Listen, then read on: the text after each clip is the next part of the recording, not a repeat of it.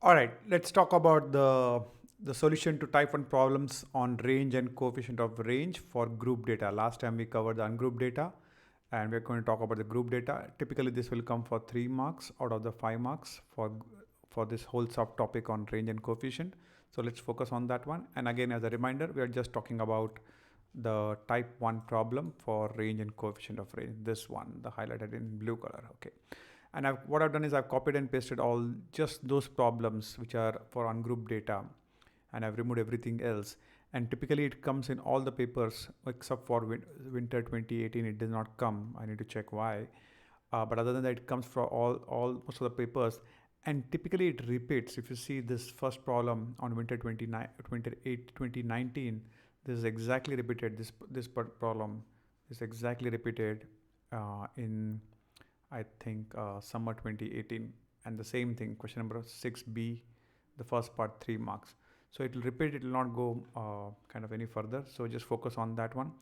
And what I've done is when I was trying to explain the concept of coefficient of range as an example, and when I was trying to talk about grouped and ungrouped data, I took this example, not in the coefficient of range, but when I was trying to explain the range for group data, I did take this example and explain how to convert this into a overlapping boundary. So a lot of explanation is already kind of baked into that episode. So just refer that episode on range for group data to just have a refresher. Otherwise, you can just follow along on with me on this video. So I'll talk about 1 or 2 examples in detail, and remaining is just going to be repeat of that. Okay. So let's talk about this problem which has been repeated twice for winter 2019 and summer 2018. Let's start here. Okay. So this problem has come in both these papers, and this is the problem. And what they're asking is calculate the range and the coefficient of range from the following data. So if you see here, they're given marks and number of students. In most of the cases, they'll give you something called as class intervals and frequency. Even if they give you that, you should understand that's your cue for it's a group data. And over here, it's very clear that it's a group data because you see there's a range here, or there's a class interval. This class interval 1, this class interval 2, 3, 4, 5, and 6. And like I said, we don't know these 6 students could have scored anything, any marks in this. And interestingly enough, it does not really matter. The number of students does not really matter. The frequency of the students or the students, the bottom row does not really matter. Even if you get just this top, you can still calculate the range and coefficient of range. But it just helps you understand the problem on what we are trying to say. For example, 4 students have got marks anywhere between 60 to 69, but we don't know whether they got 60 or 61 or 62 or 63 and stuff like that. That's one. And the other problem is, if some student has got a mark, say 59.5, like I explained, in between this, uh, which class interval he belongs to? Does he belong to here or somewhere in the middle? So there are some missing pieces of the puzzle, which kind of makes this whole range thing ambiguous when the group data comes. And hence we need to solve this by the group data problem we should solve, especially if there is a non-overlapping interval where there is a it's not continuous, there is a break in between. After 19 it's 20, so there is something in breaking in between. So what we do is we kind of we see that the data is grouped, and what we do is it's not continuous, and hence we need to find the overlapping boundary. That's the whole essence, and that's what I've explained in this video earlier in detail. So the concept is, if the boundary is already overlapping, then you can just do the regular subtract and addition. But if it's non-overlapping and discontinuous, then you have to convert this into an overlapping boundary. So let's try to do that. Like for example, I have told here, convert this non-overlapping boundaries to overlapping boundaries in red. And there are different ways to do that. This is one step I have put, but all we need to do is, let me just erase this. All we need to do is just take the midpoint between two values and then add that. However you want to say it, you can say it. There are 2 or 3 different ways you can think about it, but I'll tell you the easy way, this thing. So in this, okay, let's take this interval here, 10 and 19 and 20 and 29. Okay, let's solve this in this way we have mentioned the step. Okay, and in the exam, I don't think you have to write all these steps. You can just calculate it verbally and do the calculation. That's completely okay. So these are the 2 intervals we are talking about, 10 and 19 and 20 and 29. If you see here, 10 and 19 and 20 and 29, these are the 2 class intervals. So what we do is, since we have to make this continuous here and here, that adjacent two numbers should be continuous. What we do is, in essence, we take the average of these two, which is 19 plus 20 upon 2, then we'll get as 19.5. Or we can think about, we have this 19 in one side and 20 in one side. What is the center point? What is the midpoint for this? So the midpoint is going to be 0.5 from this direction, right? So that's the gap we have, and that 0.5 we need to add or subtract based on whether it's a lower interval or upper interval. You can think about it however you want. So in this case, what I've done, I've taken the difference between these two numbers, 19 and 20, 20 and 19. So I get 1, and I divide that 1 by 2. Basically, I'm dividing it by half to get the 0.5. The same thing I'm getting it here also. So however you want to do it, you can do it. I've just explained the steps.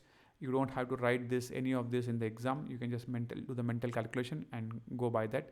In case you want to do the physical calculation, you can do this way. So now the gap is 0.5. How would we calculate? Using this method or this method or this method. And then what we need to do is, we need to just add and subtract to each one of this, like I've explained, and convert this into a overlapping boundary. And what we do here, if you see here, this is the one that is given to us, the marks and class interval. And for the lower class interval, whatever is the lower number, the first number of any class interval, we subtract the gap of 0.5 here. If you see, we subtract the 0.5 gap. And for the upper interval, whatever is the bigger number for each class interval, we add 0.5. Okay. And once we complete the maths on this, what we get is the new boundaries. If you see here, this was the original boundary that was given to us, which was not overlapping, non-overlapping boundary. And once we did these two steps, now you see the boundaries are overlapping. The first interval is 9.5 to 19.5, and this number is again gone here. The next class interval starts from 19.5 to 29.5, and again so on and so forth. So we have, in essence, we have converted this into a overlapping boundary. And then then you just apply the same formula for the range, which is the largest value minus the smallest, and the coefficient of range is, you have the ratio of two numbers. So if I rewrite the boundary, if I rewrite this in this way, so now this is gone, this non-overlapping is gone, and we have this new overlapping. And if you see here, it starts 0.5 less than this, and it ends 0.5 more than this over here. And we take the extreme two values. We take the largest value in the orange color, and we take the smallest value in the blue color, and we take their difference, and whatever value we get, 60, that's the range. So that's how we do that. We convert it from non-overlapping boundary to a continuous overlapping boundary, and we just do the simple math on the largest minus the smallest value. And same for the coefficient of range, where we take the ratio of the two numbers, where the numerator is still going to be the same, the range, and the denominator we are going to add these two values, and then we get this ratio, and this is going to be unitless. There is no unit to this. Okay, that's how we get it. So pretty much that's how we calculate the range and the coefficient of range, and that's your 3 marks secured. And these are the different other problems that we can solve in the same way. For example, summer 2019, again the same thing. Find the range and coefficient of range. In this case, if you see, they have given CI, which is class interval. In the earlier case, they had given marks, if you remember, but it does not really matter. As soon as they give CI, or they give kind of a interval which is not continuous or broken in between, that's your cue that it's a group data, and you have to convert it into a non-overlapping interval, non-overlapping bond. You have to convert the non-overlapping into an overlapping boundary. Sorry about that. So what do we do that? Here I'm not going to write the steps. Let's say I'm solving this in the exam. What I'll do is I'll take this, okay, and what I'll do is I'll just create this section here. In the first row, I'll keep the original one, which is given to me, non-overlapping boundary, okay. And what I'll do is I'll do the simple maths. So this is the class interval 1, 2, 3, 4, and 5. These are the buckets, right? So what I need to do is I need to convert this into overlapping. So 19 and 20. So what is the midpoint? I think 19.5. Okay. Again, 20 and 30. What is the midpoint? 29.5. So I can easily calculate it. So because the difference is just 1, I need to calculate the midpoint. You can calculate however we want. And whatever is the delta 0.5, since the boundary ends, the class interval ends here, this will become 59.5 to close it. And the boundary, since the interval begins here, will deduct 0.5 from here to make it 9.5. And now if you see here, you have just successfully converted the blue ones, which is given class interval, which is non-overlapping. You have converted that into green ones, which is overlapping boundaries. And if you see, the boundaries are overlapping. The first class interval ends at 19.5, but it again starts with the same number on the next one. So this one ends at 29.5. Again, it starts over here. So like that, we have converted this whole class intervals into overlapping. And then what we do is we take the largest number on the other side, 59.5, and we subtract this number from that particular value. So if you see here, a range is going to be largest value minus smallest value. Largest is 59.5 and smallest is 9.5, and the answer we get it 50.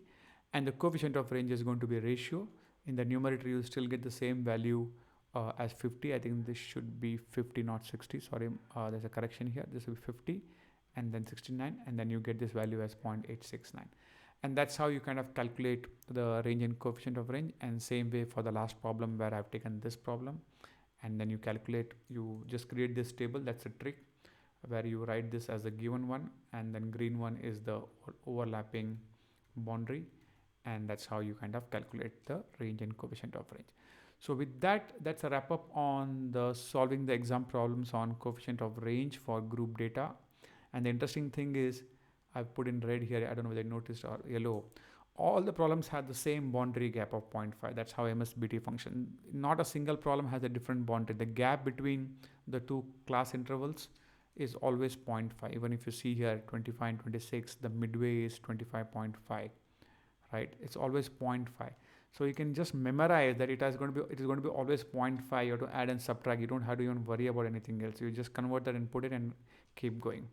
So that way you can easily secure the marks. I don't think they're going to give you bigger intervals. If they give you still know the method, that's interesting enough that how easy they make you in terms of not having any variations of the problem, right? So that's a funny part. So although we're talking about variance and variability, the questions itself don't vary. That's a funny part. So I'll end this episode on the fun part, and hopefully you'll secure your 3 marks.